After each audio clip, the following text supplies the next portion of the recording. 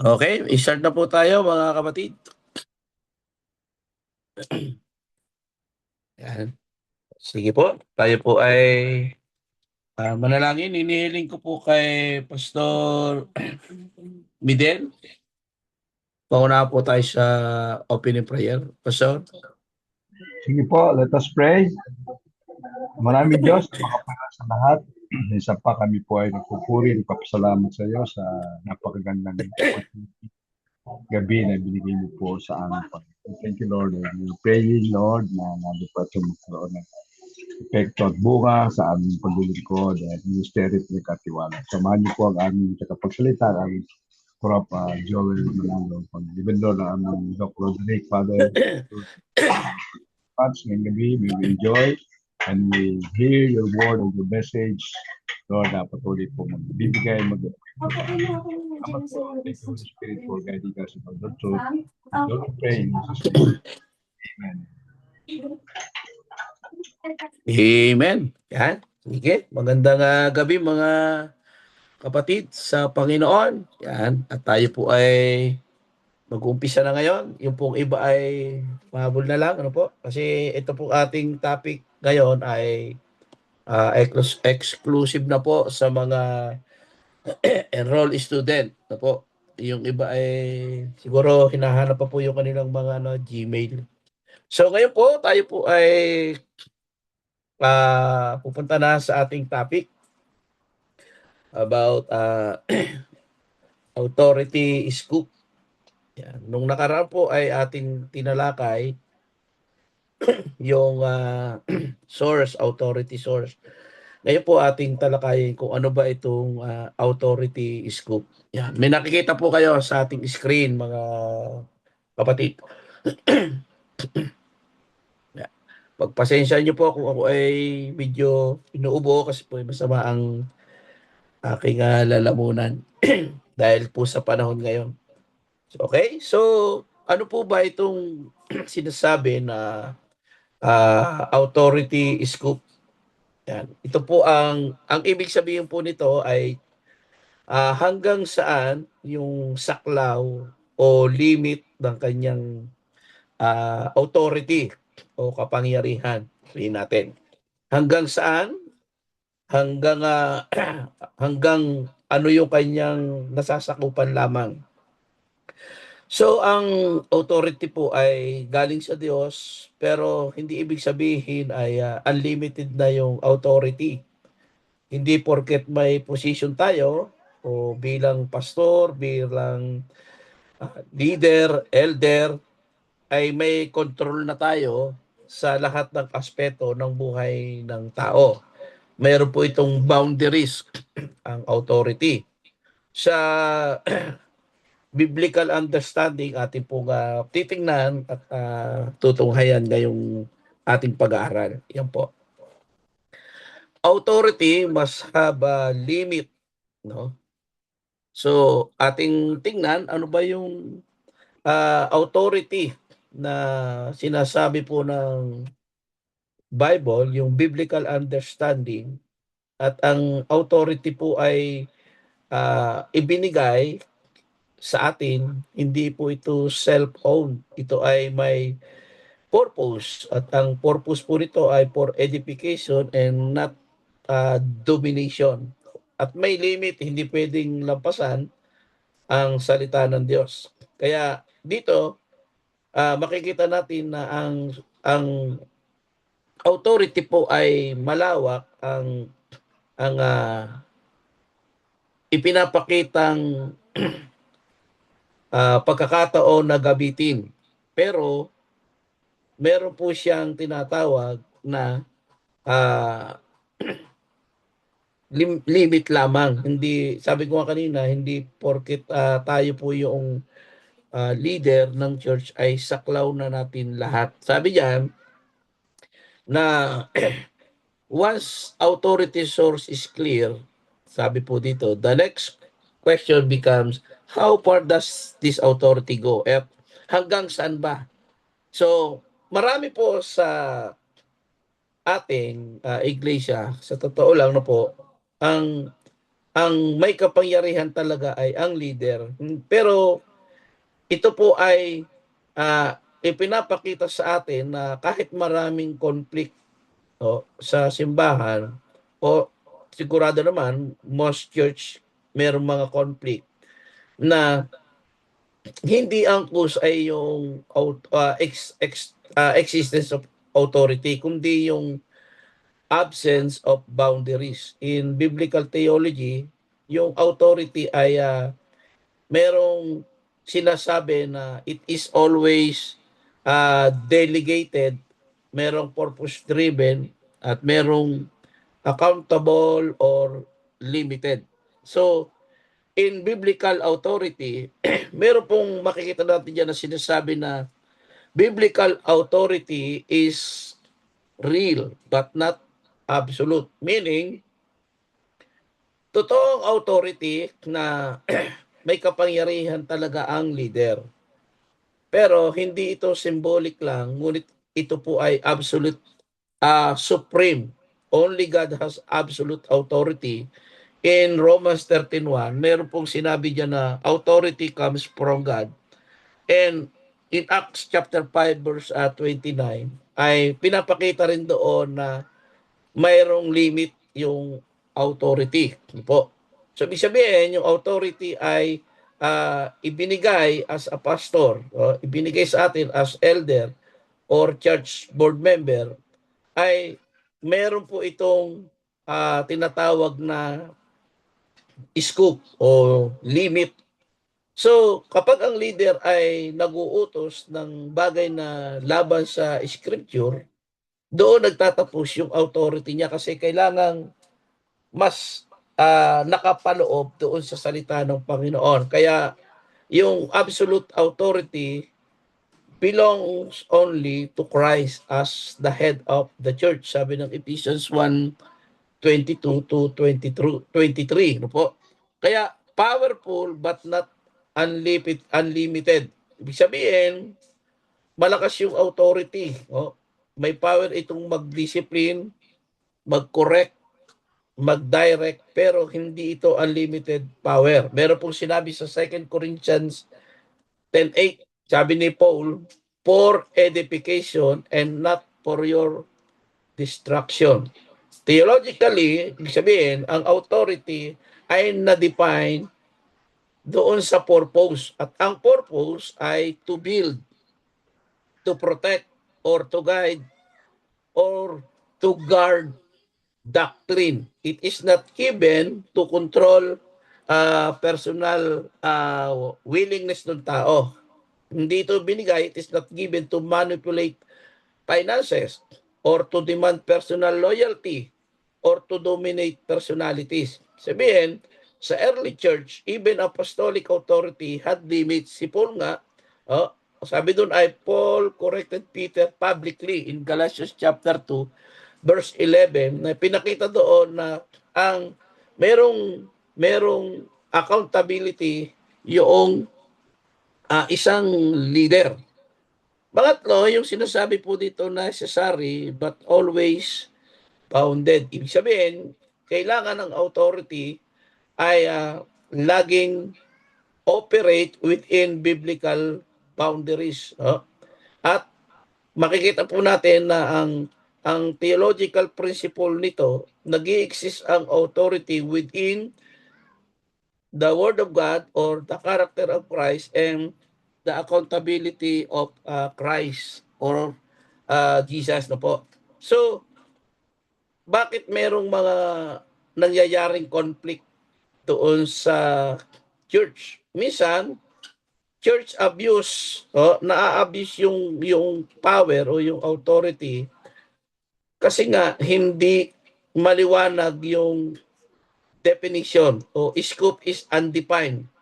Yung boundaries ay inignore o yung leaders ay maaring nagkaroon siya ng hindi masyadong malinaw pagdating po doon sa authority. Kaya makikita natin mga kapatid na ang biblical authority is real and powerful and necessary, no? from God, at makikita natin na ito po ay meron tinatawag na spiritual and scriptural boundaries. Okay? Next, sabi po ay tingnan natin yung definition of authority. Ang sabi po diyan, authority scope refers to the biblically defined boundaries within which a church leader or body may rightly exercise authority. So, ibig sabihin, ang authority scope ay tumutukoy sa mga hangganang itinakda ng Biblia kung saan lamang maaaring gamitin ng tama ang authority ng isang church leader or church body. Ibig sabihin, hindi lahat ng bagay ay sakop ng authority ng leader. May malinaw na limitasyon ayon sa banal na salita ng Panginoon. In other words, what leaders can decided, ano yung ano ang maaaring pagdesisyonan ng mga leader. May mga bagay na talagang sakop lang ng kanilang authority. Halimbawa, pagpapanatili ng tamang doctrine o pagdidisiplina ayon sa Word of God o sa Biblia o pagpapatupad ng kaayusan sa iglesia o pagbibigay ng direksyon sa ministry. No? Yun po yung sakop ng kanyang authority. At ang authority po ay ibinigay para sa kaayusan at paglago ng katawan ni Kristo. Kaya makikita natin for edification, ibig sabihin para patibayin ang pananampalataya o para itayo ang espiritual na buhay o para palaguin ang iglesia. Kaya ang leader ay may karapatang magdesisyon sa mga bagay na may kinalaman sa espiritual na kalusugan ng iglesia o nakabatay sa malinaw na prinsipyo ng salita ng ating Panginoon. And what leaders must not control? Ano yung hindi dapat kontrolin ng mga leader? May mga aspeto ng buhay ng miyembro na hindi nasakop ng authority o ng leader. Halimbawa, yung personal na bagay na hindi malinaw na sinasabi ng o pinagbabawal ng Biblia sa kanya. Yung mga personal na desisyon sa buhay. Yung mga bagay na hindi doctrinal issue. Kaya ang authority ay hindi binigay para sa dominasyon o manipulation. Kundi ito po ay ibinigay to guide o kaya ay para dalhin lamang yung mabuting balita ng Panginoon na kanyang ikalalago. So, sabi doon sa 2 Corinthians ni Paul sa 10:8, meron tinukoy doon na and not for your distraction. Dito ay tumutukoy doon sa hindi ito pag-control ng personalidad ng tao o hindi pag-control ng kalayaan at hindi ito pang-abuso sa kapangyarihan. Kapag ang leader po ay nagdidikta ng personal references o gumagamit ng takot para sumunod ang tao o pinapalitan yung prinsipyo ng membro, so doon lumalagpas na siya sa authority scope. Ibig sabihin ay nawala na siya doon sa limit. Po. And where leader must submit, saan ba dapat magpasakop ang mga leader? Siyempre, ang leader mismo ay nasa ilalim din ng authority. Hindi po tayo exempted. So saan po tayo dapat magpasakop? Unang-una sa Diyos, sa salita ng Diyos at sa accountability ng iglesia. Walang leader po na absolute. Ibig sabihin, ang authority po sa atin ay delegate lamang. So kapag ang leader ay hindi nagpasakop sa salita ng Diyos, sa correction or sa accountability, nagiging self-governing na siya at hindi na po biblical. Kaya ang tunay na biblical authority ay nagpapatibay. Hindi po siya nang-aabuso, hindi siya kumukontrol, kundi siya po ay nagpapatibay. Ano po? So ang authority scope ay ang malinaw na hangganan kung saan maaaring gamitin lamang ng leader ang kanyang kapangyarihan ayon sa salita ng Diyos at hindi lalampas doon, hindi kulang, kundi tama lamang. Next, excuse me, yung pong three biblical boundaries of authority.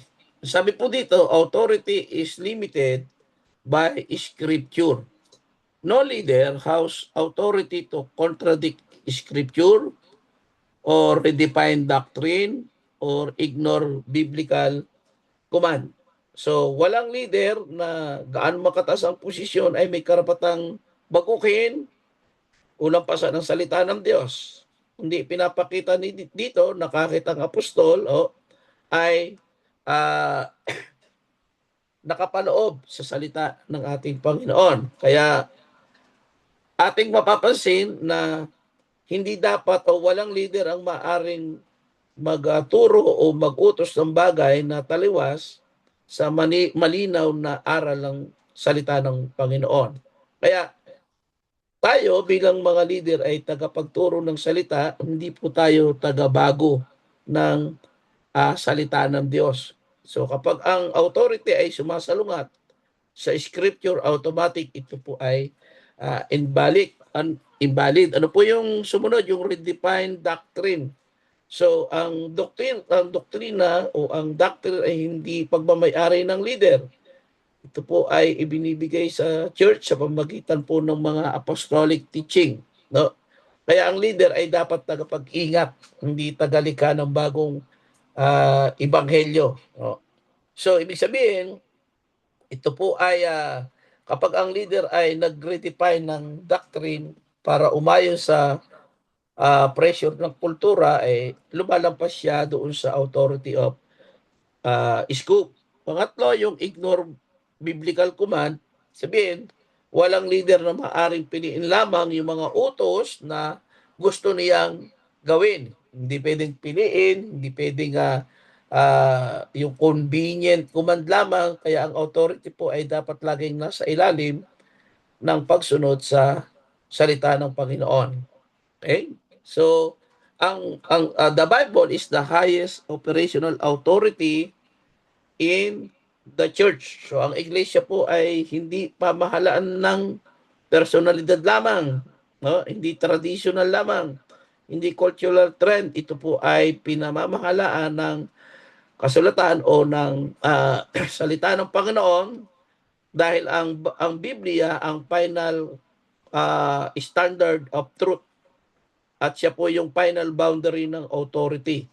Kaya mahalaga na ito po ay na unawaan ng isang leader. Sunod po yung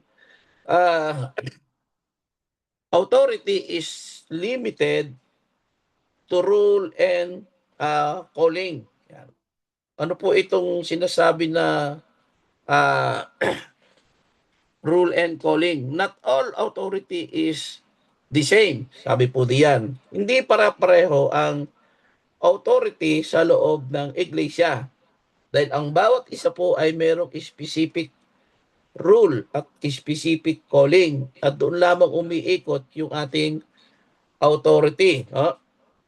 For example, ibig sabihin, iba-iba ang kaloob, yung gifts, iba-iba ang tungkulin, ito yung function, at iba-iba rin yung saklaw ng kanyang authority. Kaya yung pastor, excuse me, yung pastor po ay shepherd.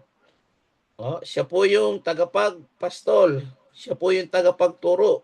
Meaning, ang authority ng pastor ay magturo ng salita ng Diyos, magpastol ng kaluluwa, sabihin, mangalaga, magbigay ng spiritual na direksyon. Yun po yung sakop noong authority ng isang pastor. Hindi siya corporate CEO ng iglesia. At hindi rin siya yung may-ari sa miyembro. At hindi rin siya yung controller ng personal decision ng lahat. Ang kanyang authority ay spiritual, not totalitarian. Ibig sabihin, hindi porke tayo yung pastor doon o yung elder doon, ay tayo na yung masusunod lagi. Ano po? Kundi meron itong mga limitasyon po. At elders oversee and guard doctrine. Ang elder naman ay nangangasiwa at nagbabantay ng doctrine. Yan po yung kanyang sakop. Ang kanilang authority po ay mag-oversee ng spiritual health ng church o siguruhin tama yung kanyang itinuturo nung kanilang mga nung kanilang tagapagsalita. Kaya po dapat talaga yung membro ng church o elder o anuman ay mapagmatsyag at hindi ito authority para magdikta ng personal references. Kaya makikita natin na siya po dapat ay nagbabantay. Pangatlo, yung deacon serve practical needs. Ang deacon ay naglilingkod sa practical na pangangailangan. Sabihin, ang kanilang authority ay functional, hindi doctrinal. Sila po yung tagapangsiwa, practical ministry, tagatulong sa operational concerns. So, hindi sila doctrinal lawmaker or spiritual rulers. Ang kanilang authority ay nakabatay sa service at hindi sa ruling of power. At merong sinasabi po dyan na members participate and discern. Sabihin, ang miyembro ay nakikibahagi din dito. Maaring ang miyembro po ay meron ding responsibilidad na i-discern yung teaching. Sumunod din sa biblical leadership at saka makilahok sa buhay ng iglesia. Yan yung authority in the church, not one directional only. Merong partisipasyon ang bawat isa. Sabi dyan sa Romans 12:6. Kaya authority must match calling. Sabihin, kapag ang isang tao ay lumampas sa kanyang calling, nakikialam na doon sa hindi niya saklaw, gumagamit na ng posisyon para sa personal control, lumalagpas na siya doon sa authority scope. Kaya ang biblical authority ay harmony ng iba't ibang rules, hindi competition ng power. Excuse me. Next, authority is limited by purpose. So ano lang po ba yon? Sabihin dito, authority exists only to build up the church, to protect sound doctrine, and equip believer. Kaya ang authority sa iglesia ay hindi umiiral para sa kapangyarihan mismo. Ito po ay umiiral para sa isang malinaw na layunin. Kung mawala ang tamang purpose, nawawala rin yung legitimacy ng authority. Meron pong sinabi sa 4:12 ng Ephesians, for the edifying of the body of Christ. Ang salitang edifying, ang ibig sabihin yan o nangangahulugan po yan na sa Tagalog ay pagpapatibay, pagpapalago at pagpapatatag. Yan ang ibig sabihin ng edifying. Ibig sabihin, ang authority po ay constructive, hindi destructive. Kaya mahalaga na ito po ay nababantayan ng isang leader. Next, authority does not extend. Yan, sabi diyan, no?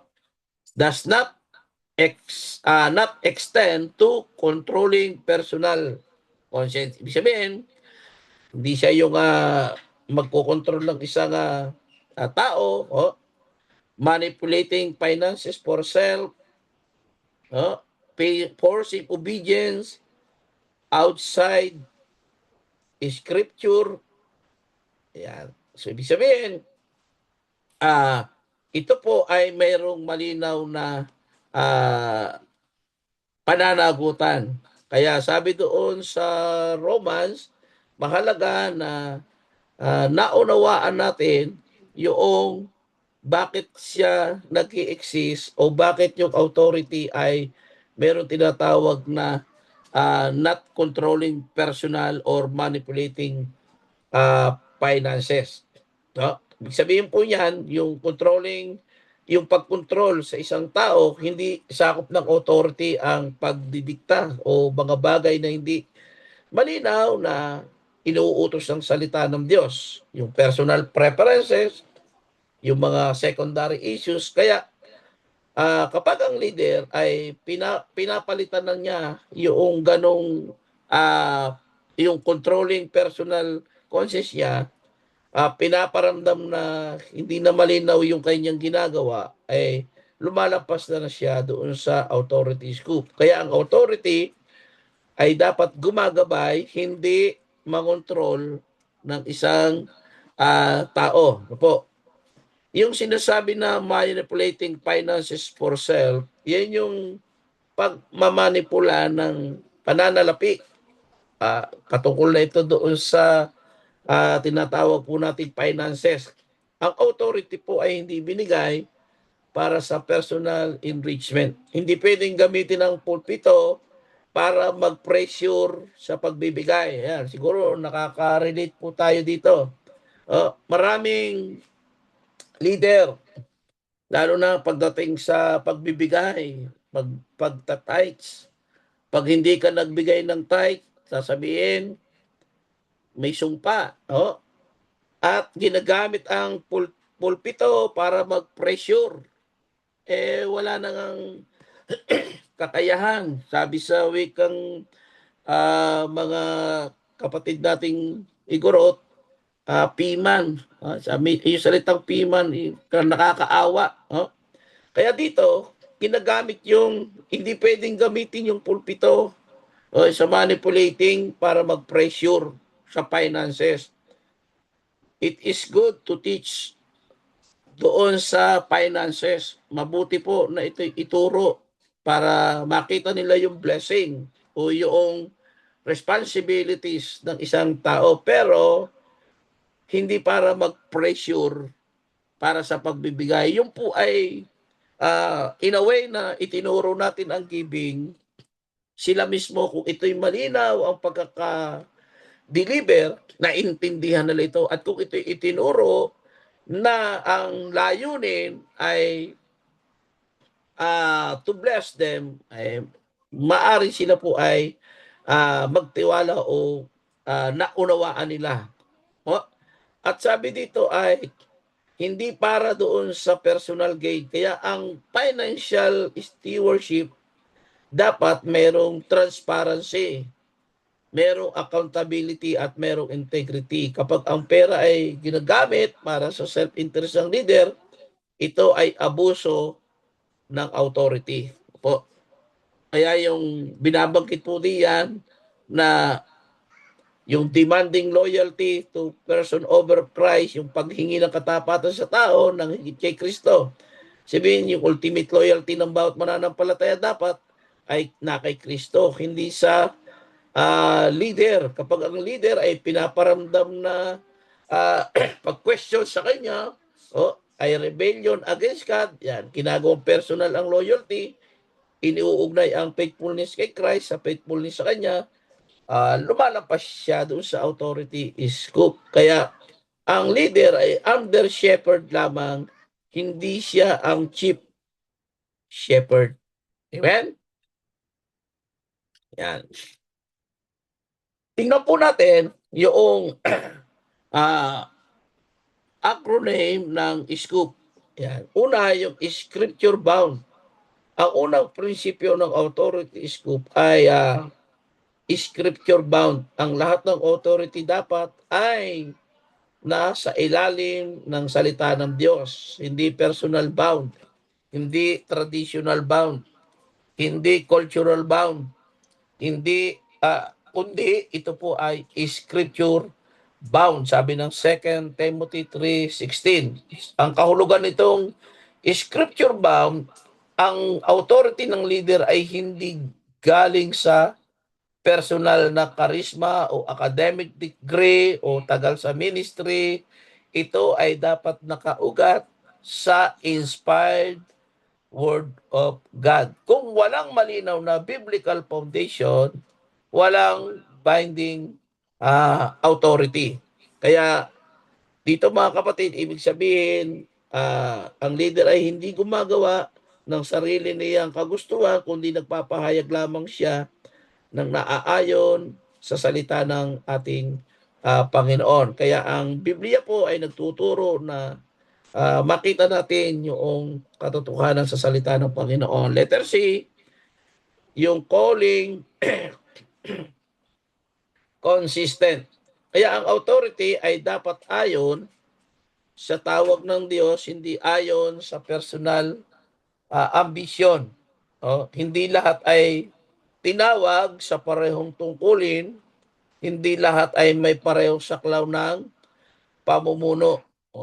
Kaya po makikita natin na ang ibig sabihin nito sa Hebrew chapter 5 verse 4, ang tunay na spiritual authority ay hindi kinukuha.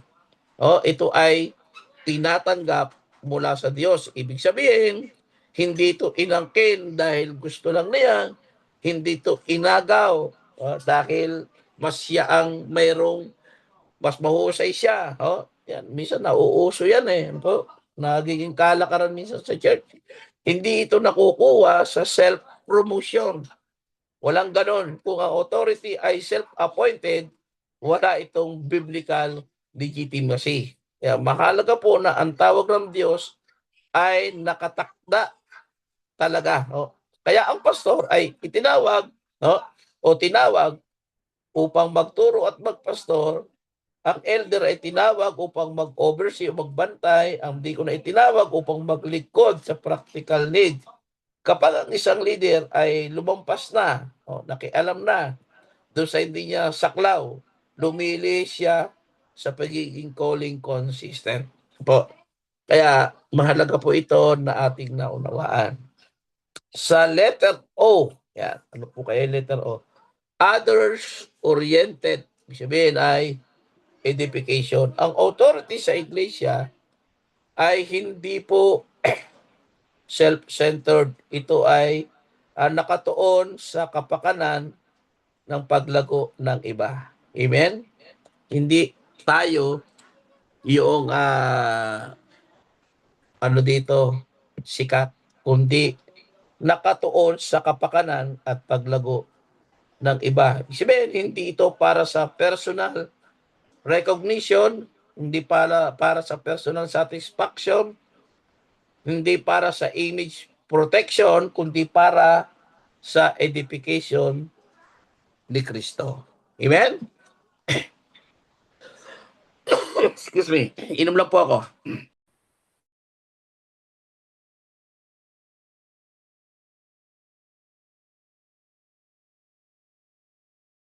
Yan. Mga kapatid, hindi po ba ako mabilis? Okay lang po ba? Okay lang po, Pastor. Okay lang po. Okay. So, sabi dito sa ating tinatalakay, no? Nandito na po tayo sa letter P. Yan. Plural and accountable. Ano po kaya itong plural and accountable na sinasabi? Kagaya kanina, nakita natin na mahalaga na naunawaan natin yung plurality at accountability. Walang leader ang dapat absolute doon sa self-governing. Ang tunay po na authority ay na-examine o sinusuri ayon sa salita ng Diyos. Pag sinabing plural, hindi nag-iisa sa desisyon. Pag sinabing accountable, responsible sa Diyos at sa kapwa leader. Sabi ng Proverbs 11:14, where no counsel is, the people fall. But in the multitude of counselor, there is safety. Sabihin, ang authority should not be isolated. Hindi nag-iisang leader sa paggawa ng desisyon. Dapat may team, may council para sa guidance. At kapag ang leader ay walang accountability, walang consultation, gumagawa ng sariling desisyon, nalalampas niya yung authority scope. Kaya ang bawat desisyon dapat ay sinusuri ng salita ng Diyos at ang authority ay hindi automatic na tama dahil sa posisyon, dahil siya yung nasa posisyon, kundi nandun yung biblical evaluation ay safeguard laban sa error at sa abuso ng kanyang pagiging leader. Kaya ang leader po ay accountable sa Diyos at sa ibang leader o sa church. Hindi siya free agent. Dapat meron siyang check and balances na biblical leadership. Kapag ang leader ay hindi nagpapaliwanag sa desisyon, hindi na nakikinig sa council, nagiging tyrannical na siya, ito po ay lumalabag na sa biblical boundary. Kaya ang authority na plural at accountable ay dapat protektado laban sa abuse, nagbibigay ng balance sa leadership at nagpapalakas ng integridad sa iglesia. Sa maikling buod, ang biblical authority is never solitary or unchecked. It is plural, examined, and accountable. Kaya mahalaga na ito po ay ating nakita. Ang sunod, yung letter E, yung example driven. Ang authority ay hindi lamang sa salita o hindi lamang po ito sa posisyon. Ito po ay pinatutunayan sa pamamagitan ng halimbawa ng pamumuhay. Example driven. Ang leader ay dapat maging modelo ng una ng integridad. Yung integrity, na meron bang integridad yung leader na yan? Whether you are a pastor, you are a elder or deacon o worship leader o ano pa bang pinapangunahan niya sa loob ng iglesia, it is very important yung integrity. Pangalawa, yung holiness o kabanalan. Oh. At naalala ko po ito, no, yung holiness. Yung po aking anak na panganay ay nagulat dahil nung mga time na malilit pa naman sila, siguro mga high school, nadatnan niya yung tumpok ng mga leader o ng mga pastor na may hawak o merong pinagsasalukan na anong tawag doon sa inumin na yon, yung ano ba yun, yung light. Hindi ko kasi alam kung ano yon. Nagtanong sa akin yung aking anak. Sabi niya, dati akala ko ba ang pastor ay hindi umiinom? Kasi ang ine-expect niya ay hindi ganun ang madatnang, kundi kwentuhan para sa salita ng Diyos. Pero iba yung kanyang nakita po. So, in-explain ko ng pabiro, kung hindi naman lahat ng nakabarong ay pastor. Meron din diyang nakabarong pero maniningil ng buwis. Para lang hindi niya hindi siya ma-disappoint, no. Kaya sabi ng 1 Timothy 4:12, let no man despise thy youth, but be thou an example of the believers. May sinabi diyan, in word, in conversation, in charity, in spirit, in faith, in purity. So, malinaw na hindi sapat na tayo po ay nagbibigay lang ng utos o magturo ng salita ng Diyos. Ang leader ay dapat maging halimbawa sa lahat ng aspeto ng buhay. In word, in conversation, sabi diyan, in charity, in spirit, in faith, and purity. Kapag hindi ito naipapakita ng leader, ang tamang halimbawa, nawawala yung credibility at lumalampas siya doon sa authority scope. Kaya ang influence by integrity, ang tunay na leadership ay nanggagaling pamula sa karakter, hindi sa posisyon lamang. Kaya ang mga membro ay sumusunod sa leader dahil nakikita nila ang kanyang magandang karakter o halimbawa. Kaya mahalaga na kapag ang leader ay double standard o hindi sumusunod sa tinuturo niya, ang authority po ay nawawala sa biblical scope. Okay, so sana po naintindihan natin. Next. Ito yung required insert quality. No? Pero ito po ay tatalakayin po natin ito doon sa governance. Bigyan ko lang po kaya nakalagay po dyan ay detail later. Ang polity po ay tumutukoy sa istruktura o paraan ng pamamahala sa iglesia. Ito ay mahalaga sa authority scope dahil ito ang nagtatakda kung sino ang may responsibility at hanggang saan ang kanilang kapangyarihan. Iba't ibang model ng church governor ay nagtatakda ng hangganan at proseso ng authority. Meron tinatawag na pastoral polity. Ito yung centralized leadership. Na sinasabi dito na ang karakteristik, yung pastor ang pangunahing nagdesisyon. Pangalawa, yung Presbyterian polity. Ito yung elder-led plurality with share oversight. Ibig yung decision making ay collaborative. Kaya merong sinasabi din na congressional polity. Yung leadership niya, ang authority exercise nito ay collectively by the members decision making. Yung member ay nagpo-vote o nagme-major decision. So akin lang pong binibigyan ng konting pahapyaw ito. Merong tinatawag din na episcopal polity. Ito yung bishop lead. Yan. Siya po yung authority. Siya po yung nagsusupervise in multiple congregation. At meron din po tinatawag na conditional o connectional polity. Ito yung network authority via conferences and based governance. Ibig sabihin, yung decision made in conference affect all congregation. At meron tinatawag na hybrid polity. Ito yung blended safeguard.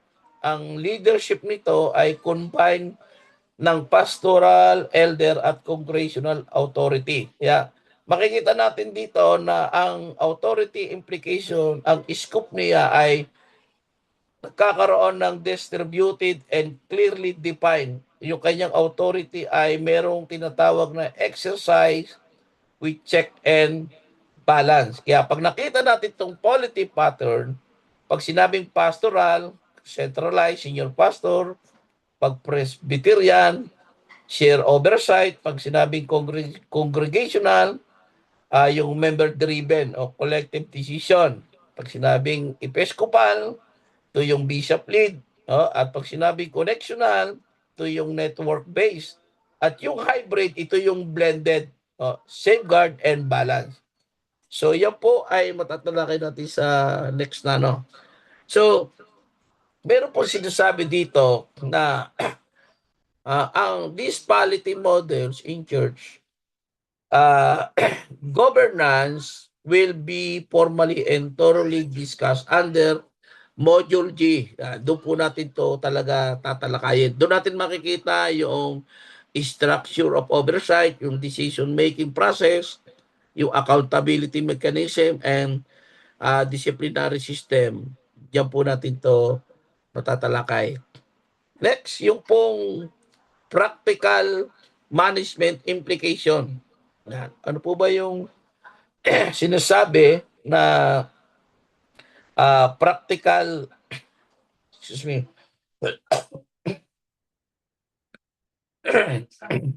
practical management implication po. Sabi diyan, when authority scope is clear, leaders lead without fear. Ang mga leader ay namumuno ng walang takot. Kapag malinaw ang kanilang hangganan, hindi sila kinakabahan na baka mo-overstep o maparusahan ng mali. Nagagawa nilang magpatupad ng desisyon, ng may tiwala at katiyakan. Dahil alam nila yung kanilang biblical boundaries. Ibig sabihin, wala yung stress. At ang leadership ay grounded by the scripture and calling and purpose. yung members follow without manipulation, ang mga membro ay sumusunod ng walang pilit. Alam niyo yung pilit, hindi sila sumusunod dahil takot sa leader, kundi kapag malinaw ang kanilang hangganan o scoop, hindi ginagamit ng leaders ang fear o yung guilt o manipulation para magpatupad ng desisyon. Kaya ang membro ay sumusunod dahil excuse me, naintindihan nila ang biblical authority, hindi dahil sa intimidation. Kaya yung obedience nila ay voluntarily, ayon sa puso. Siguro nagkakaroon na rin po tayo ng ganyang mga leader, no? Kahit na mahirap yung trabaho o kahit na merong conflict sa kanilang taakanan, pero pag talagang sumunod sa leadership ay naroroon. Talagang hindi nagpapatinag. Meron tayong ganyang mga kapatiran. Kami po ay merong member na 89 years old. Isang tatay na 89 years old. Pero alam niyo po yung kanyang heart pagdating sa obedience, hindi kayang tawaran. Oh, kahit pa, sabi niya sa akin, Pastor, kahit na saan po kayo naroroon, susundan at susundan ko po kayo. Kaya ako'y na-touch yung puso dahil sa kabila ng kanyang pagkakaroon ng 89 years old, maliwanag sa kanya na yung kanyang pagsunod ay hindi manipulation, kundi obedience voluntarily ng ayon sa puso. No? Nagkakaroon sila ng mutual respect sa pagitan ng leaders at ng member, nagkakaroon ng respetuhan. Alam niyo, ang ganda po pagka ganun. Yung bang ang leader mo o yung mga member natin o member ng church ay sumusunod hindi dahil takot sa pastor. O kasi minsan napaka ano ng mga leader no, yung matinding magsalita. No. Kaya dito kapag ang authority scope ay clear, meron tinatawag na conflict is reduce. Yung ang alitan na babawasan, ano niyo yung kakaroon kasi minsan ng disagreement. Minsan merong pabor, minsan naman yung iba hindi pabor. Kaya pag malinaw yung authority scope, nagkakaroon na yung hindi pagkakaunawaan ay nare-reduce. Kaya kapag malinaw kung hanggang saan ang authority ng bawat leader, nababawasan yung misunderstanding at power struggles. Lahat ay alam ang hangganan at alam ang responsibilidad. Kaya ang church conflict ay madalas nangyayari dahil sa unclear boundaries. Kaya kapag malinaw ang scope, pag malinaw yung ating authority scope sa church, nagkakaroon ng harmony at unity. Yung accountability is normal, sabi diyan. Ang pananagutan daw ay normal. Kapag na-define ang scope o hangganan, natural lang yung check and balances. Kaya ang leader ay accountable sa Diyos, sa elder, sa mga leader, kapwa leader, at sa congregation. Kaya walang leader ang exempted sa oversight. Nagkakaroon ng transparency at trust sa pamumuno. Kaya mahalaga na kung walang hangganan ng authority, makita natin na nagiging abusive ito. Tulad ng sabi diyan, river without banks, it destroy instead of giving life. Kaya ang biblical church authority should guide, protect, and edify, hindi magwasak ng simbahan. Yan. Okay, so yan, siguro makukuha po natin 'to yung topic 3. Okay? May naintindihan po tayo doon sa una? Para bago po tayo dumako sa topic na habang umiinom po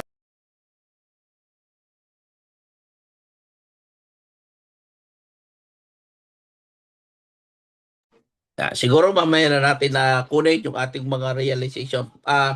Inyo na lang po nga i-take note kung ano po yung inyong mga nagkaroon ng rema o spiritual progress insight pagkatapos po natin. So, atin pong tukayan yung topic 3, yung authority safeguard.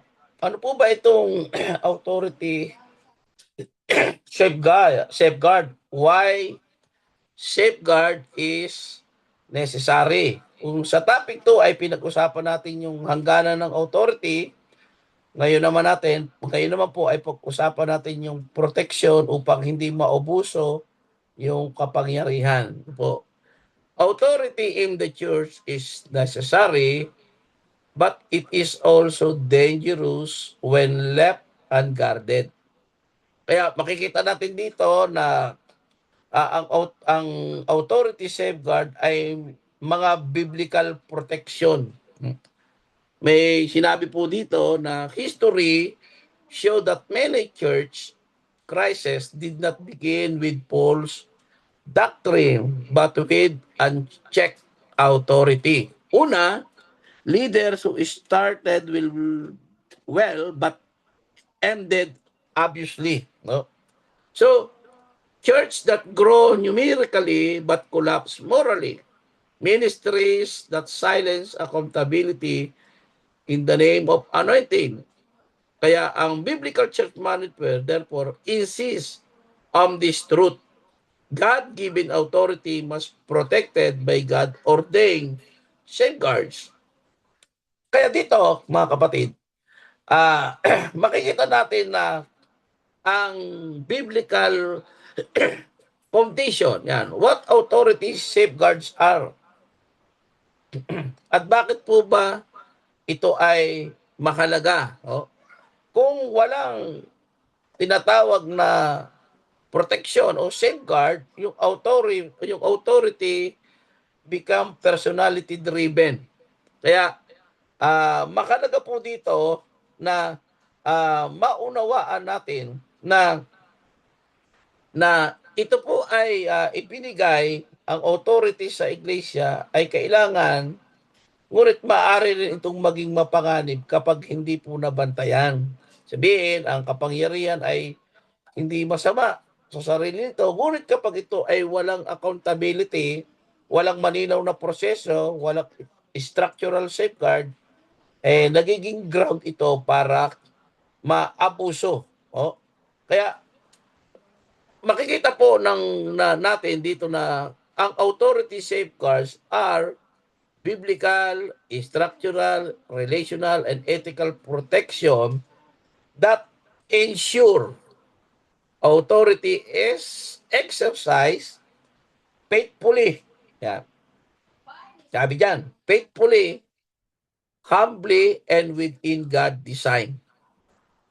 Kaya mahalaga po na makita po natin na ang authority na ito na ipinapakita po sa atin ay mabantayan o makita na mahalaga historically makita yung na-exercise yung kanyang katapatan, yung kanyang pagiging mababa na paglilingkod. Safeguards exist to protect Christ's headship, to consist of believer, and the integrity of leaders. Kaya mahalaga na makita nung isang leader na kapag merong hindi niya nabantayan yung kanyang authority, mawawala yung safeguard, protect integrity. Kaya mahalaga dito na yung integrity, yung faithfully and humbly ay makita na yun yung design ng Diyos sa atin. Kaya yung biblical foundation nito ay magpapakita na ito po ay nagbibigay ng structural safeguard at nagbibigay ng isang pagkakataon na yung kabanalan, yung ang nag-iingat sa kanya. Kaya yung integrity noong leader ay nadodoon. Ano po? Next, yung theological foundation. Ayan, meron sinabi po diyan na human leaders excuse me, are fallible. Ibig sabihin, ang scripture po ay nagtuturo. Sabi diyan, scripture never assume leaders are immune to sin. Kaya ang safeguard ay hindi lamang practical strategy.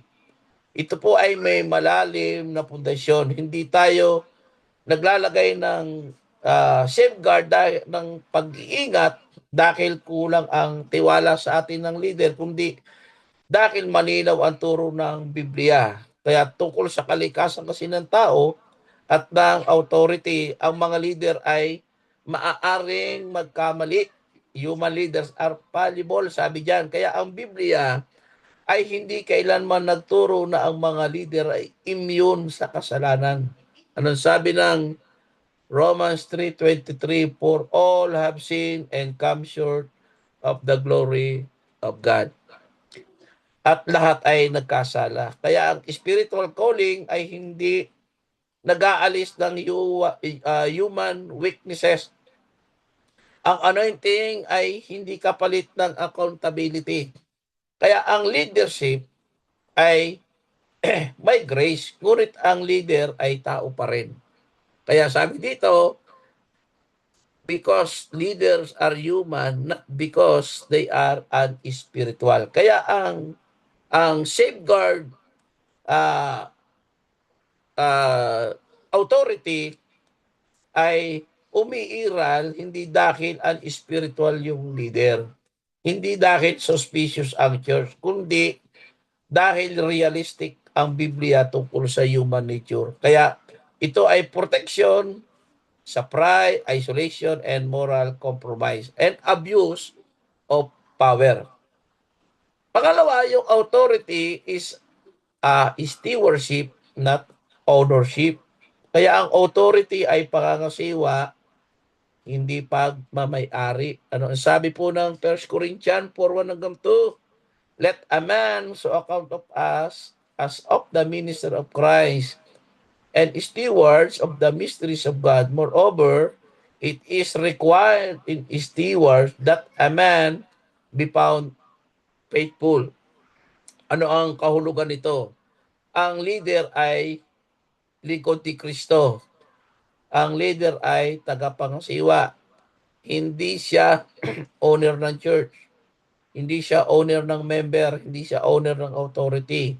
Kaya ang authority ay pinagkatiwala lamang sa kanya. Kaya makikita po natin dito na ang katangian ng isang mabuting steward, una yung tinatawag na accountable. May pananagutan sa Diyos, may pananagutan sa kapwa leader, may pananagutan sa iglesia. Kaya ang steward ay laging handang magpaliwanag ng kanyang mga desisyon. Pangalawa, yung transparent. Walang lihim na agenda, walang hidden manipulation. Bukas siya doon sa evaluation at correction. Yung transparency is straightened trust. Pangatlo yung faithful. Tapat sa salita ng Diyos. Tapat sa calling na kanyang tinanggap. Tapat sa responsibility. Kaya ang faithfulness ay hindi tungkol po doon sa success of metrics, kundi sa obedience. Kaya dito, ang leader ay, ang foundational principle ng leader ay tagapangasiwa lamang ng authority ng Diyos. At ang bawat tagapangasiwa ay kailangang mayroong safeguard. Kaya makikita natin na si Christ ang model of accountable authority. Next. Ito yung core biblical example. Yan. Scripture as the highest safeguard. Ibig sabihin, ang pinakaunang safeguard sa iglesia ay hindi komite, hindi konstitusyon, hindi board, kundi ang salita po ng ating Panginoon. At sabi dito, no authority may override scripture. Ano po yung biblical basis nito? Ito yung kagaya ng mga taga-Berea. Sila po ay hindi basta-basta naniwala kahit si Pablo nagtuturo, kundi sinusuri nila yung scripture araw-araw upang tiyakin na tama ang itinuturo diyan sa Acts 17:11. At ang implikasyon nito o yung malalim na kahulugan, leaders can be questioned biblically. So hindi ito rebellion pag nagtanong yung membro o leader, hindi ibig sabihin nagre-rebelde na sila. Hindi ibig sabihin nagdi-dishonor. Dahil kapag ang pagtatanong ay nakabatay sa scripture, may tamang espiritu, may layuning protektahan ng katotohanan, ito ay biblical responsibility, hindi insubordination. Teaching must be tested. Lahat ng sermon, policy, at vision dapat sinusukat ng salita ng Diyos. Sinusuri yung kabuuan ng biblical doctrine at hindi isolated verses lamang ang ginagamit. Kaya ang test ng teaching ay hindi popularity, hindi emotional response, kundi church growth. At sabi po diyan, at ito yung kadalasang sinasabi, naririnig natin sa loob ng leadership, yung God told me. So isa ito sa pinaka mapanganib na pahayag kapag ginagamit po para doon sa i-shutdown na lang yung discussion, iwasan yung accountability, pilitin yung decision. Ay, kasi ito yung sinasabi ng Diyos, kasi ito yung God told me. Kaya mga kapatid, kailangan anumang sinasabi ng leader na ito yung sinabi ng Diyos, kailangan dumaan siya sa scriptural consistency.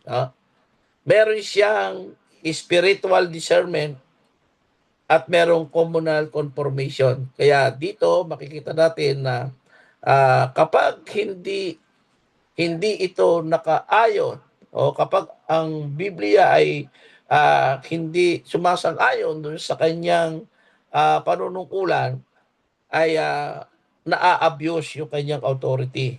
Kaya dito po makikita natin na dapat yung scripture, ang function niya ay final authority, corrective authority, limiting authority, and protective authority. Yan. Next, yung accountability safeguard. Sabi po dito, leaders must answer to others. Ano yung sabi ng, meron pong binanggit diyan na ang leader ay kailangang may pananagutan. Sabi ng Hebrew chapter 13 verse 17, they watch for your soul as they that must give account. Kaya sa Biblia, ang bawat leader ay merong spiritual oversight, merong relational correction, at merong responsibility. Kapag ang isang leader ay wala nang magantong bagay, walang nagko-correct, walang nagre-review sa kanya, so delikado na po yung sistema ng kanyang authority. No po? Kaya yung tunay na authority, hindi po yan takot sa accountability. Excuse me.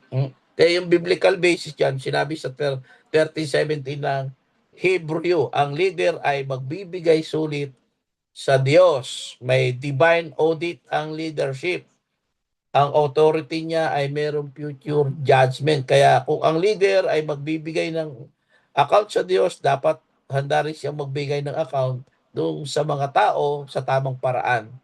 Kaya yung accountability ng kapwa leader ay nagbabantayan sa isa't isa. Ibig sabihin, hindi para laging tingnan yung kamarian, kundi magkaroon ng bantayan yung bawat isa para maitama ng mas tama pa yung kanyang paglilingkod. Kasi tayo bilang mga manggagawa ay merong accountability sa bawat isa. Pero hindi po ibig sabihin na kaya ka binabantayan yun lang mga kamalian natin ang makikita. No po? Hindi po 'yon.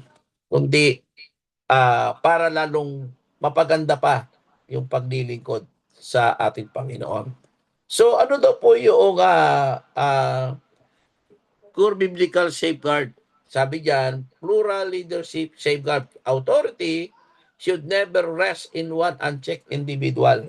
Kaya yung accountability niya bilang isang manggagawa ay nandoon yung biblical foundation niya na nakaantabay yung kanyang pagiging leader, yung tinatawag na balance is power, merong improved discernment ay nakikita sa kanya. Kaya mahalaga po bilang isang manggagawa ng ating Panginoon na ang authority ay hindi dapat nakasentro lang sa isang tao, kundi ang leadership dapat po ay nakikita na yung final na interpretation niya ay nagkakaroon ng tunay na strong leadership. Kaya minsan nagkakaroon ng problema doon sa leadership kasi nga walang unchecked leadership. Sunod, itong transparency safeguard. Ano po ba itong transparency safeguard na sinasabi? Yung transparency dapat ay, ito yung practical expression ng integrity. Ito ay lalo na doon sa mahalagang bagay. Katulad ng finances. Yan. Katulad ng church discipline. Yan. Yung mga major decision. So dapat po yung transparency ay na-express ng merong authority. Kaya hindi sapat na na kailangan lang yung authority ay meron tayo, kundi mahalaga na yung integrity must be visible. Kaya si Paul ay nag-organize din siya ng financial accountability team para maiwasan yung suspicion sa collection ng kanyang offering. Kaya mahalaga na bakit merong sabi doon why transparency matter, especially in finances. Kapag walang transparency, yan, lumalakas na dito yung tinatawag na suspicious, nawawala na yung trust, tapos lumilitaw na yung mga accusation. Kaya mahalaga na tayo ay merong tinatawag na uh, transparency. Men,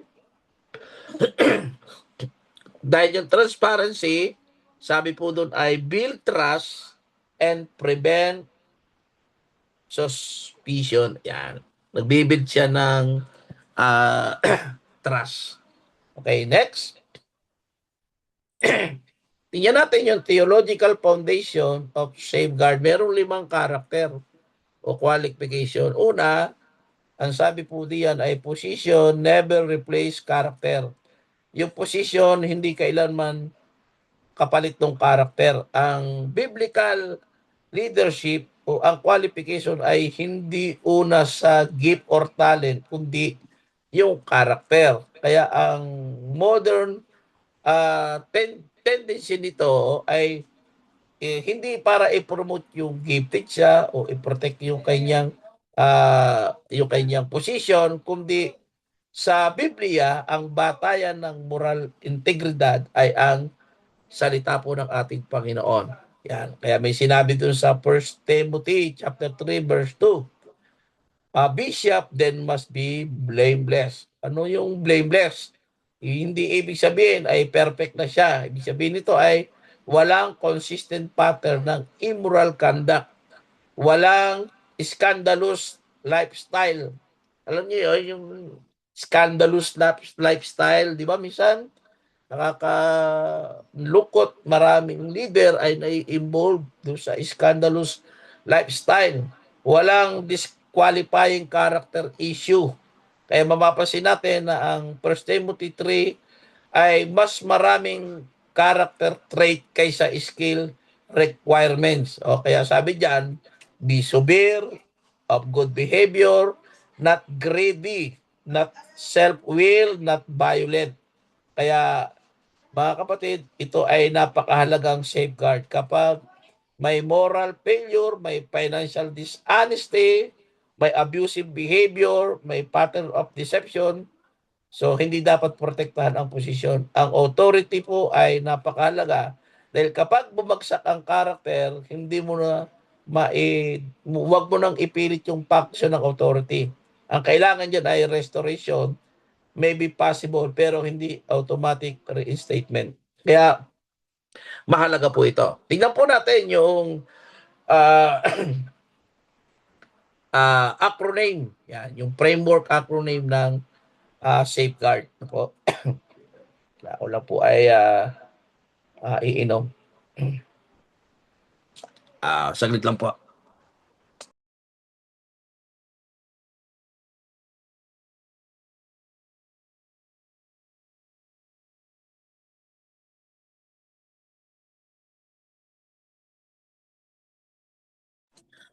Yan, sabi po ay scripture check. Doon sa 2 Timothy chapter 3 verse 16. Lahat ng authority ay kailangan sinusukat ng salita ng Diyos. Kaya walang vision, walang revelation o strategy ang maaaring humigit sa salita ng Panginoon. Ano yung biblical foundation natin dito? Ang verse na ito po ay nagpapakita ng 4 na function ng scripture. Una, yung doctrine, nagbibigay ng tamang aral, reproof, nagtutuwid ng maling paniniwala, yung correction, nagre-realign ng maling gawain, yung instruction in righteousness, gumagabay sa tamang pamumuhay. Kaya ibig sabihin, ang scripture ay hindi lamang devotional material, ito po ay governing authority ng iglesia. Next, yung pong accountable leadership. Ano ba yung accountable leadership na sinasabi? Ang bawat leader po ay mayroong pinapanagutan na sa Diyos at sa mga tao sa loob ng church structure. So walang biblical authority na self-governing o self-protecting lamang. Ang tunay na authority ay laging may accountability. Kaya sabi ng Hebrew 13:17, they watch for your soul as they that must give account. Sabihin, ang leadership ay ito yung deep theological meaning, isang spiritual watch care, isang stewardship, isang responsibility na may darating na pagsusulit. Kaya merong phrase na ginamit yan na must give account. Ito ay nagpapakita na merong divine audit, merong dinatawag na final evaluation at merong moral responsibility. Ibig sabihin, ang leader po ay hindi ultimate authority. Siya po ay accountable authority. Kaya ang leader, magbibigay sulit sa Diyos para doon sa mga kanyang itinuro, sa mga decision, sa mga discipline, yung treatment sa tao, ito po ay meron tinatawag na pagsusulit. Kaya mahalaga na makita natin yung accountable leadership. Ang sunod po ay yung financial transparency. 2 Corinthians 8:21. Ang financial dealing ng church ay dapat malinaw, dapat tapat, dapat nakikita ng lahat. Ito po ay isa sa pinakamahalagang safeguard laban sa abuse and mistrust. Dito maraming bumabagsak pagdating sa financial dealing.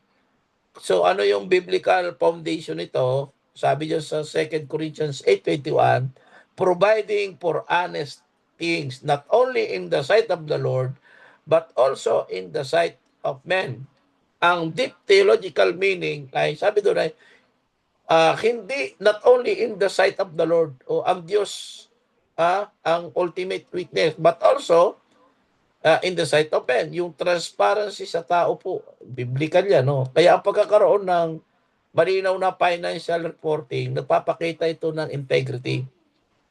Pag walang reporting, medyo may problema. Nagpapatunay din na ang resources ay ginagastos ng ayon sa biblical mandate.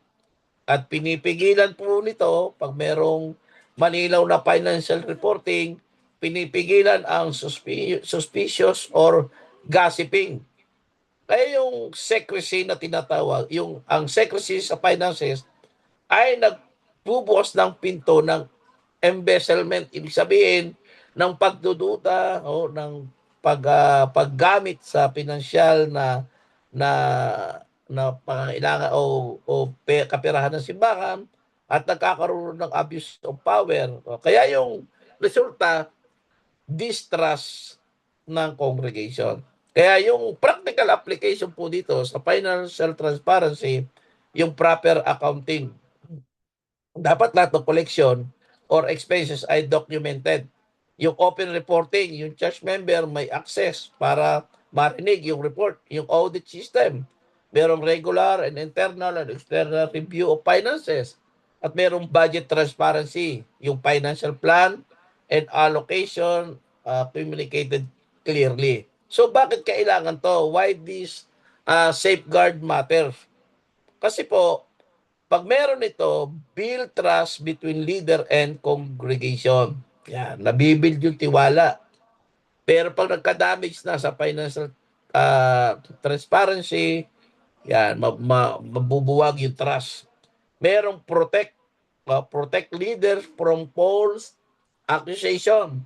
Baka maring tayo, dumanas na tayo dyan, yung naakusahan tayo sa mga ganyang bagay na hindi naman talaga nangyari. So, kailangan po natin na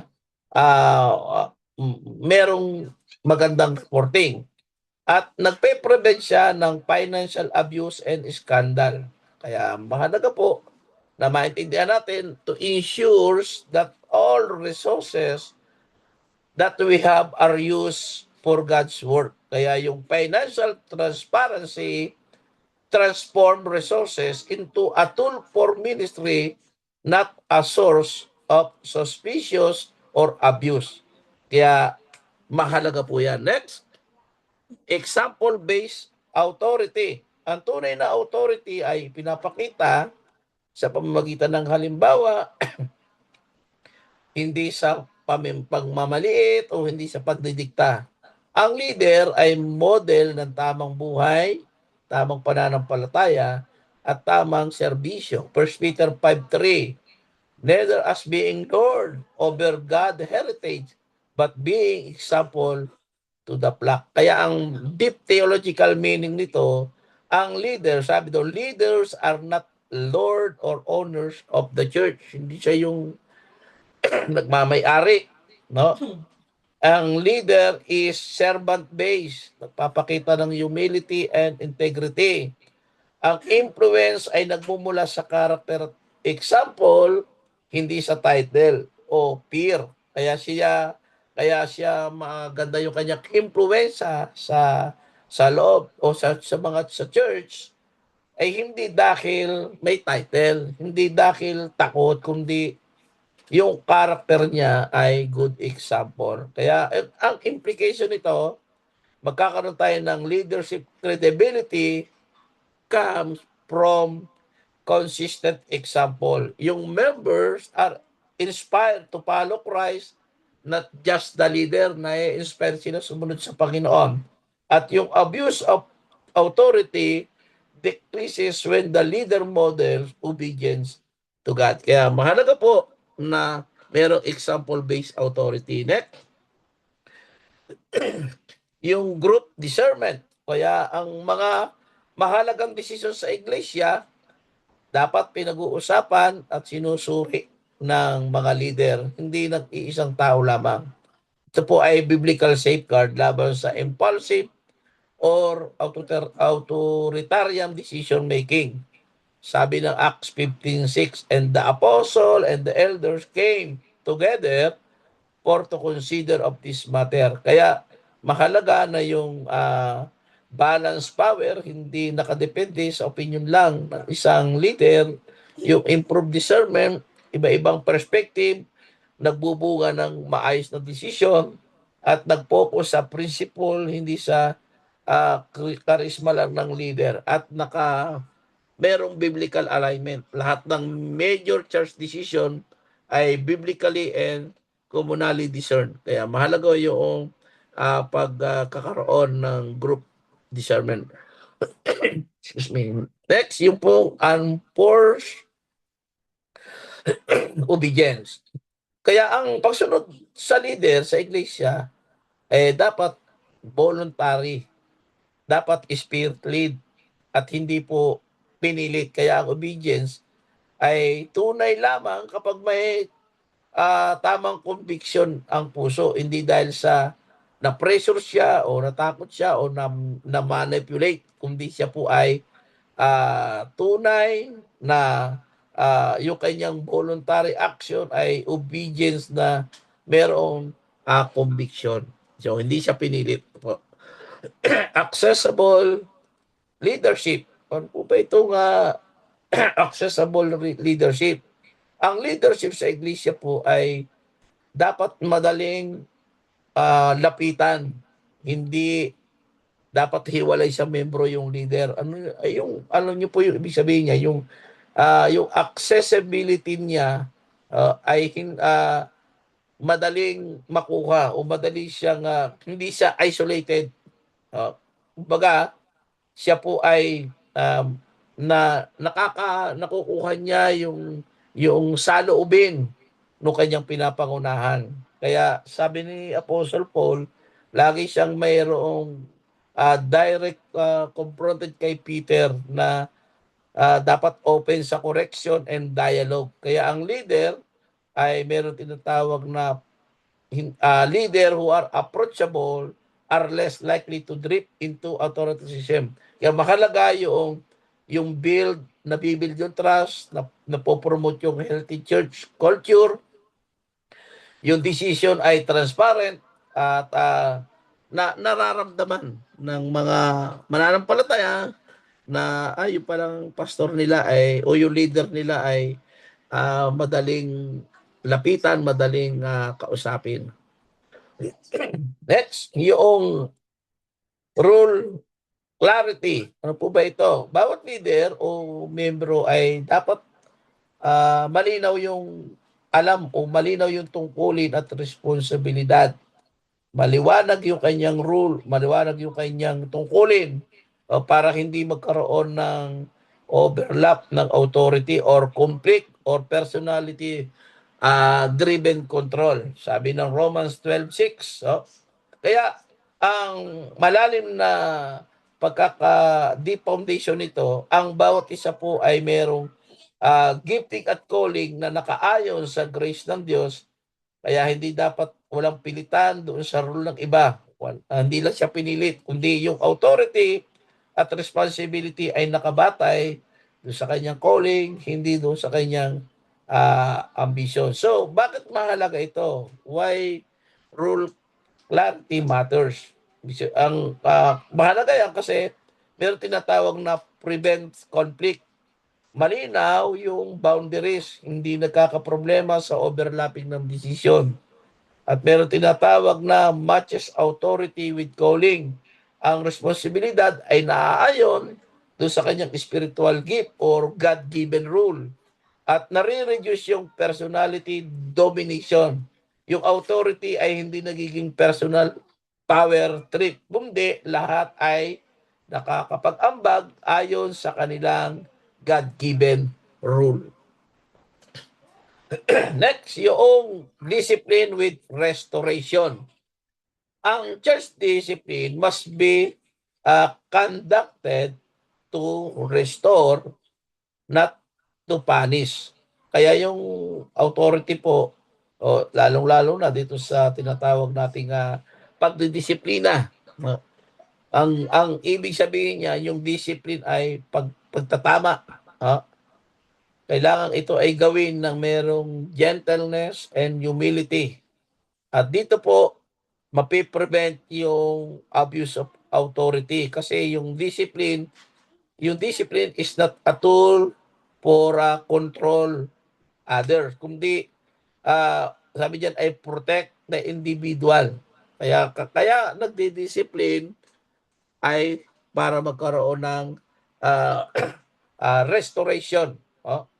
Kapag ang disiplina sa iglesia ay isinasagawa para maibalik siya sa tamang pamumuhay, ay hindi dapat parusa lang yun, kundi kapag ang authority ay ginamit ng walang layunin na pagpapanumbalik, nagiging abuso ito. Kaya ang biblical na pagdidisiplina ay nagpoprotekta doon sa individual at sa integridad ng iglesia. May sinabi po doon sa Galatians 6:1, mga kapatid, kung may makahuli sa kasalanan, kayo na espiritual ang dapat magpanumbalik sa kanya na may kahinahunan.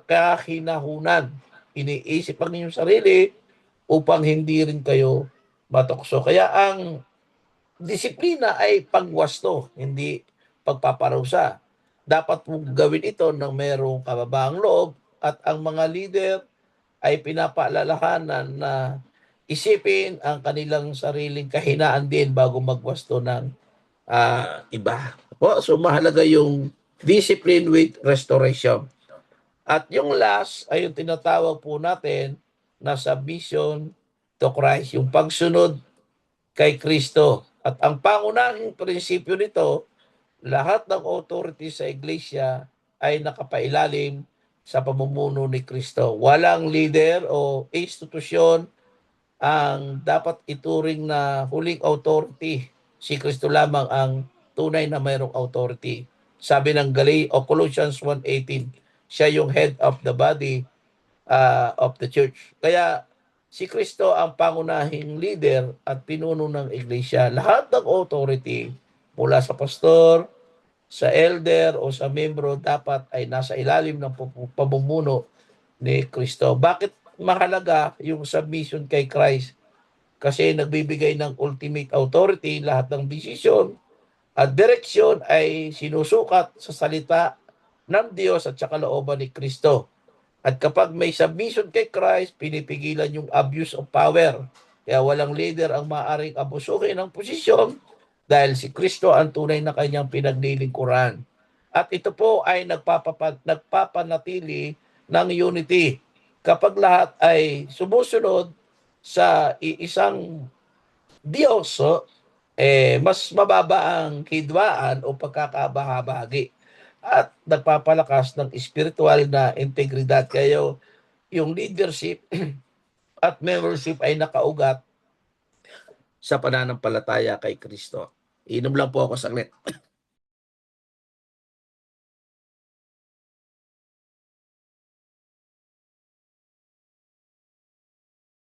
Okay. Pasensya na po at talagang so ito pong polity structural safeguard ay ito yung sinasabi mo dito na ang pangunahing prinsipyo, ang church polity ay istruktura ng pamumuno na nag-establish ng malinaw na boundary o proseso or accountability upang proteksyonan ang parehong leadership at membership. Kaya ang istrukturang ito ay hindi umapalit sa spirituality, kundi sinusuportahan lamang ito. At yung polity exists o anong layunin ay para ma-define yung authority boundaries, para maging malinaw kung hanggang saan yung kanyang authority. Alam ng lahat kung sino ang may karapatang magdesisyon sa iglesia at hindi nagkakaroon ng overlap. Provide correction pathway, magbigay ng paraan para sa tamang koreksyon o may proseso para iwasto ang mga maling desisyon, nagbibigay ng tamang mekanismo para sa accountability. Pangatlo, yung prevent concentration of power. Yung pigilan yung walang isang tao o posisyon na nagtatamasa lang ng total authority o nagpo-promote ng leadership. Kaya mahalaga na ito ay share responsibility. Protect both leaders and member. Parehas na proteksyonan. Kaya ang leader ay may malinaw na limitasyon at protection laban sa mga maling accusation or abuse of claim. Kaya yung yung bawat isa ay nagkakaroon po ng harmony. Kaya ang pagkakaroon ng magandang structure at biblical ay nagkakaroon po siya ng tinatawag nating ang spiritual life ng simbahan ay nanatiling nakasentro sa maayos na pamamahala. Kaya ang practical application po nito, lahat ng desisyon ay merong tinatawag na responsibility at malinaw. Kaya dito, mahalagang ito ay maunawaan po natin. Next, yung practical management implication. Ang pangunahing prinsipyo na sinasabi natin, with safeguards in place. Sabi diyan, leaders lead with confidence, not fear. Alam ng leader na ang kanilang authority ay legit at hindi sila walang takot na mapasahan ng walang basihan. Members follow without coercion. Yung mga membro niya ay sumusunod ng voluntarily and spirit lead. Walang manipulation, walang pressure. Kaya ang relasyon ng leader at member ay nakabatay sa respeto at pagtitiwala. At yung conflict can be addressed biblically. So nakikita natin na yung mga issue ay tinitingnan ng naaayon sa salita ng Diyos at sa kabutihan po ng lahat. Pinangangalagaan yung unity at peace ng simbahan. At yung authority is respected, not fear. Ang authority ay nakikita bilang responsibility at stewardship, hindi para magdikta. Kaya yung member, respect leaders dahil ito ay merong integrity. Kaya nagiging healthy ang relationship ng leader at ng member. Kasi nga, nagkakaroon ng tunay na pagkakaunawaan. Meron ditong analogy, sabi diyan, authority without safeguard is like electricity without isolation. Power exists but destruction is inevitable. May power nga pero delikado naman. Kapag walang safeguard ng authority, ay madaling ma-abuse o maabuso. Kaya kapag may safeguard, ang authority ay nagiging life-giving at protective para sa buong katawan ng iglesia. Kaya ang biblical safeguard sa authority ay nagbibigay ng proteksyon, ng order at ng integridad ng pamumuno habang pinananatili ang spiritual na layunin ng Diyos sa iglesia. Yung common failures when safeguard are removed, ito yung mga pangunahing epekto, yung mga pangkaraniwan. Sabi diyan, leader-centered loyalty replace Christ-centered faith. Yan. So, ano siya, kumbaga si sarili na ang nagiging center. Pinapalitan na si Kristo. Po. Kaya, pangalawa, questioning is label rebellion. Yan. Kaya may mga epekto ito at dapat na nakikita natin na kapag natanggal o hindi pinatupad ang biblical safeguards sa authority, yung iglesia ay nagiging vulnerable sa abuse. Yun ang sinasabi diyan. Na ang miyembro ay sumusunod sa leader hindi dahil sa Diyos, kundi personality driven. At yung kanyang biblical label na binabanggit diyan ay nawawala na ng healthy accountability yung kanilang pagkakaroon ng communication. Lumilikha na ito ng takot o ng blind obedience. At yung transparency is replaced by secrecy. Sabihin, doon sa final dealing, sa decision, process, ay nagagawa ng palihim, nagiging fraud o favoritism. Nawawala na yung trust sa pagitan ng leader at ng member. Ito yung mga common failure. At yung discipline becomes punishment. Yung corrective discipline ay nagiging parusa sa halip na iangat. Kaya ang layunin ng disiplina ay dominance, hindi na restoration. Kaya ito po ay nagdudulot ng fear, ng pagkatakot. At yung conscience is control instead of shepherding. Sabihin, yung personal faith at spiritual decision ay ipinipilit na lang ng leader. Nawawala na yung freedom at ang member ay nagkakaroon ng tawag dito, pagkatakot, at hindi na siya lumalago dahil doon sa ganong pangyayari. Okay? So, yun po. At maraming salamat. Dito po nagtatapos ang ating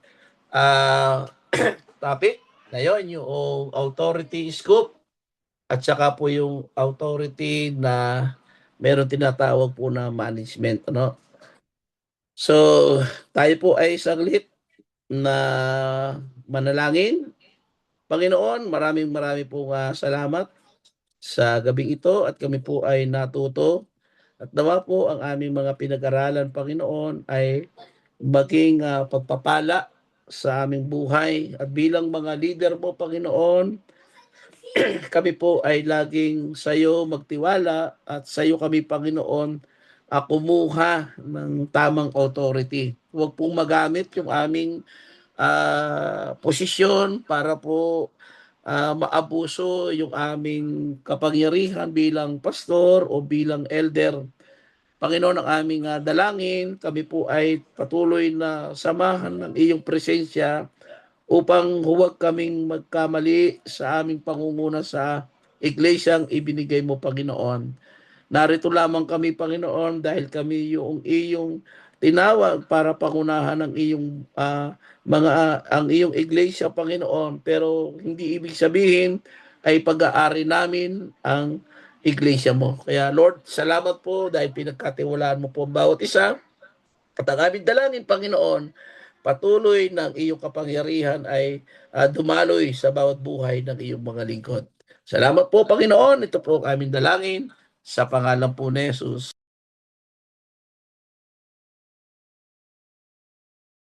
Yan. So, salamat po mga kapatid. Wala po ba kayong question o meron po ba kayong tawag dito, ano yung inyong realization? Pwede po kayong magbahagi. Sige po, meron po ba? Tayo muna po pala mag-open ng ating cam. Okay, tayo po ay magpipicture. Kung kayo po ay merong camera dyan, sige po. Hinahanap ko po yung aking pang-screenshot. Sige, sino po may pang-screenshot yan? Kayo na po ang mag-picture para po sa ating attendant. Sige po, kung kaya po ng ating open po tayo ng cam. Pastor Miguel, paki-screenshot po. Hindi ko makita yung aking... Star, meron na po. Okay na, okay.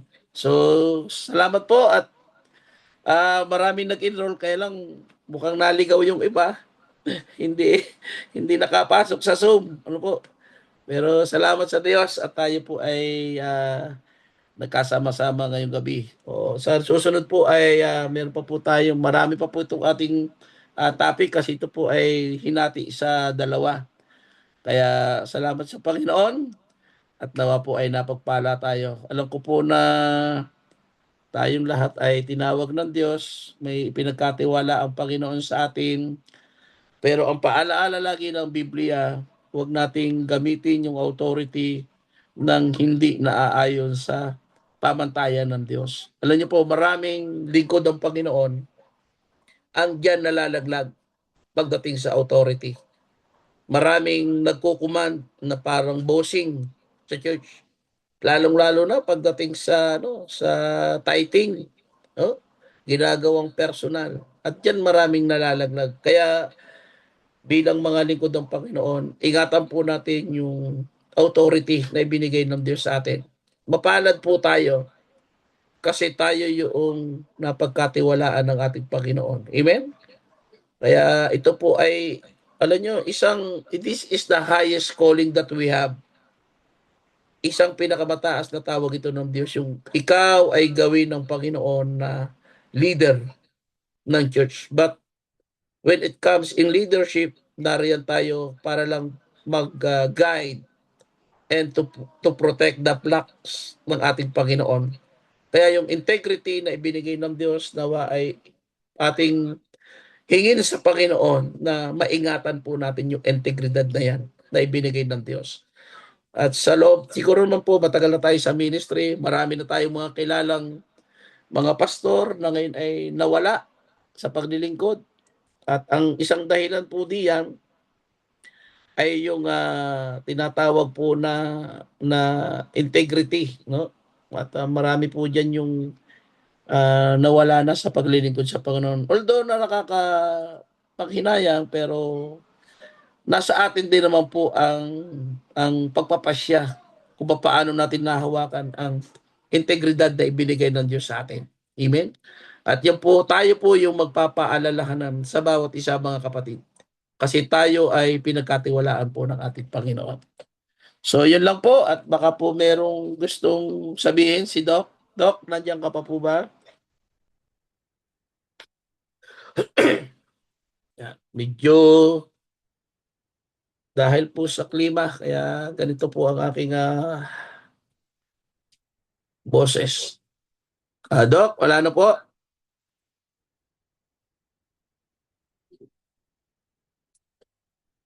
Sige po, kita-kita po muli tayo sa susunod po na meeting natin.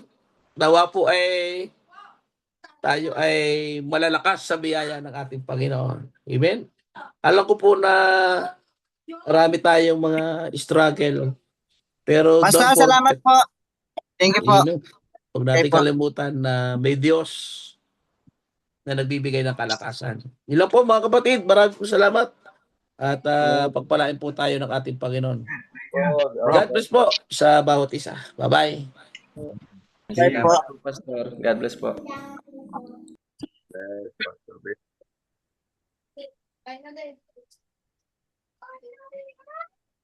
Bye po. Amen. Si Pastor Ruben, nagdadrive pa. Bye po. Ingat, ingat Pastor. Mukhang Opo. mamamaliki ka pa. Sige po. Opo, Pastor.